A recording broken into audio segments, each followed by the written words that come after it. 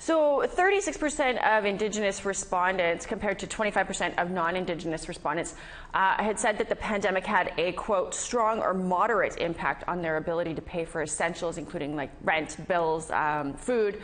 So with the CERB money so widely available, why do you think that Indigenous people reported feeling the pinch harder than other Canadians? Well, what the pandemic has done has really shone the spotlight on the differences in living conditions for Canadians across the country. And those who were facing challenges before the pandemic are facing even greater challenges during the pandemic. So it's not surprising that some people who identify as Indigenous, who we know are at the lower end of the socioeconomic ladder, are probably feeling the pinch much worse than non-Indigenous people. On the topic of safely reopening, Indigenous respondents had the least amount of faith in governments to do that.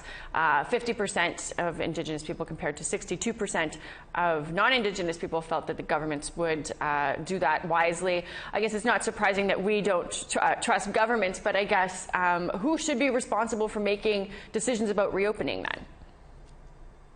Well, certainly for communities that have the ability and have autonomy over their geographic area, they certainly should be making those decisions themselves in consultation with public health authorities. But fundamentally, it does come down to those communities to make those decisions for themselves as to how much they open up internally, but also how much they open up to non-Indigenous people coming into their communities.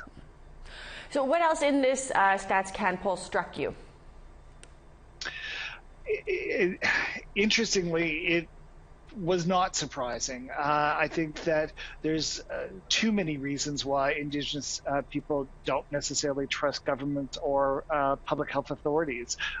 They have a track record of being lied to and promises not being kept. And I think it's just a continuing sad commentary of how far we still have to go in truth and reconciliation with all of Indigenous peoples. I thank you for taking the time to chat with us. That's Ian Culbert from the Canadian Public Health Association. My pleasure. Thank you.